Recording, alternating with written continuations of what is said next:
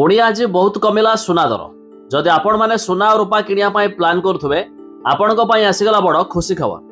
तेबे उभय 22 कैरेट और 24 कैरेट दाम केते रही आम ओडिशा मूल्य रे आसंतु संपूर्ण अपडेट जानिबा ता पूर्वरु वीडियो को लाइक करंतु सब्सक्राइब करन थिले एबे सब्सक्राइब करी पाखर थिबा घंटी चिन्ह को दबाई दियंतु।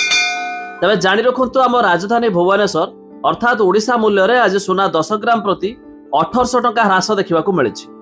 तेबे शुद्ध सुना 24 कैरेट दाम रे 10 ग्राम प्रति 86,480 टंका रही बेले 22 कैरेट दाम रे 10 ग्राम प्रति 84,260 टंका देखा मिली।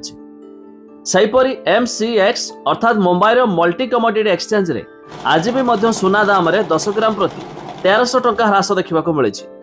तेबे शुद्ध सुना 24 कैरेट दाम रे 10 ग्राम प्रति 87,200 टंका रही बेले 22 कैरेट दाम रे 10 ग्राम प्रति 85,400 टंका देखा मिली।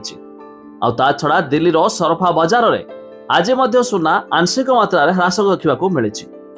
तेबे शुद्ध सुना 24 कैरेट दाम रे 86,500 टंका रही बेले 22 कैरेट दाम रे 10 ग्राम प्रति 84,780 टंका देखा मिली। सेहीपरि रूपा 1 किलोग्राम पिछा आज 92,000 टंका पहुंची जाइछि। जदि आपण माने उभय सुना और रूपा किनिया प्लान करुवे तेबे एही दर देई आपण माने किनि पारिबे।